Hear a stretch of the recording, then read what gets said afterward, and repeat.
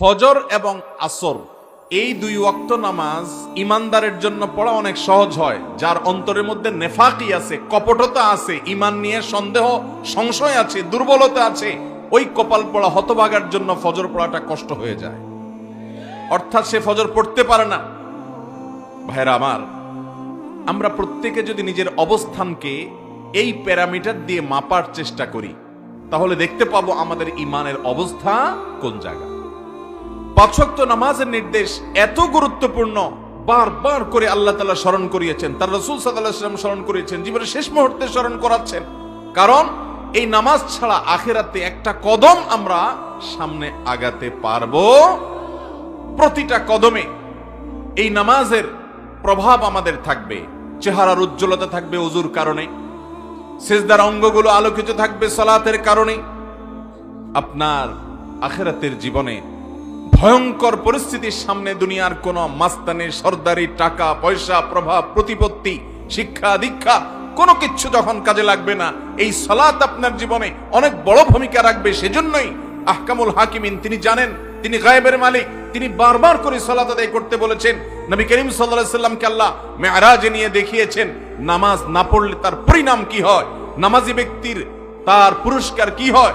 এজন্য তিনি বারবার করে দুনিয়া থেকে চলে যাচ্ছেন, তখনও বলে যাচ্ছেন, পুরো কথাও বলতে পারতেছেন না, তারপরও বলছেন আসসালাহ আসসালাহ, তোমরা নামাজের ব্যাপারে খবরদার সাবধান থাকবা। কারণ তিনি জানেন এর ভয়াবহতা কি। আল্লাহ রাব্বুল আলামিন তাকে দেখিয়েছেন যে পাথরের উপর মাথা রেখে আঘাত করা হচ্ছে কোন এক জাহান্নামীকে। জিজ্ঞাসা করলেন এর অপরাধ কি? বলা হলো, হে আল্লাহর রাসূল, এর অপরাধ হলো সে ফরজ নামাজ না পড়ে ঘুমিয়ে থাকতো, অলসতা করত, অবহেলা করত। ওয়াক্তকে ওয়াক্ত ফরজ নামাজ চলে গেছে, তার বুক কাঁপে নাই, সে নামকে অস্তে মুসলমান ছিল। এই জন্য জটিল এবং কঠিন শাস্তি তাকে দেওয়া হচ্ছে। নবী সাল্লাল্লাহু আলাইহি সাল্লাম সেজন্য বলেছেন, আউয়ালু মা ইউহাসাবু বিহিল আবদু ইয়াউমাল কিয়ামাতি আস-সালাহ।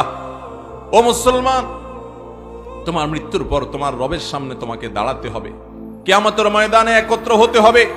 এই জীবনের প্রতিটি পা ফেলার জন্য হিসাব দিতে হবে, প্রতিটা ছোট বড় কর্মের জন্য জবাবদিহি করা লাগবে। যা খুশি তা করে চলে যাবে, দুনিয়াতে পার পেয়ে যাব। তুমি মনে করছো কেউ তো বাধা দিচ্ছে না, কই নামাজ না পড়লেও তো কোনো অসুবিধা হচ্ছে না, কই কোনো খারাপ কাজ করলেও তো পার পাওয়া যাচ্ছে, ফাঁকি ঝুঁকি দেওয়া যাচ্ছে, মানুষের চোখে ধুলি দেওয়া যাচ্ছে। ও মুসলমান, আরশে আজিমের মালিকের কাছে সব রেকর্ড হচ্ছে, একটা একটা করে। একটা সুতা পরিমাণ কাজও যদি থাকে, পাই পাই করে, ফামান ইয়ামাল মিসকালা যাররাতিন শাররান ইয়ারা, বিন্দু পরিমাণ, যাররা পরিমাণও যদি কোনো খারাপ কাজ করেন, তার পরিণাম আপনাকে ভোগ করতেই হবে, করতেই হবে, করতেই হবে।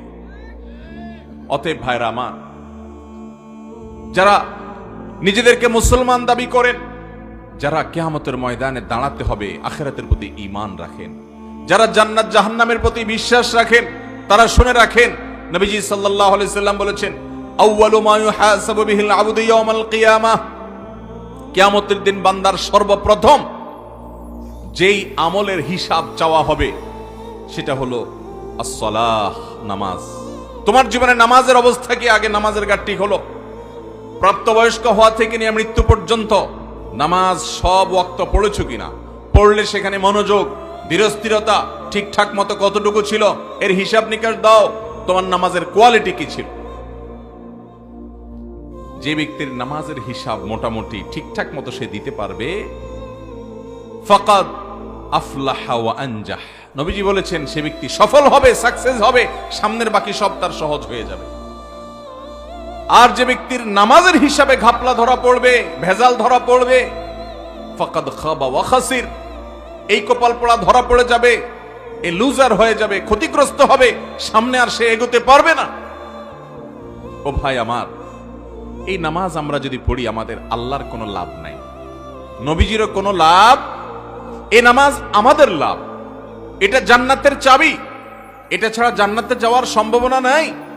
অথচ মুসলমানের সন্তান বলে যে নামাজ না পড়লে কি হয়েছে, ঈমান আছে না নাই? এরকম নামাজ না পড়লে কি হয়েছে, তার বলে কি আছে, ঈমান আছে। ঈমানটা ভাই মায়ের হাতের মোয়ানা আর মামুর বাড়ির আবদারও না। নামাজের ধারে কাছে যাবেন না, আর লম্বা লম্বা কথা বলবেন, নামাজ না পড়লে কইছে ঈমান আছে। আল্লাহকে ভয় করেন। এই সমস্ত উদ্ভট এবং এই সমস্ত দাম্ভিকতাপূর্ণ কথা পরিহার করেন।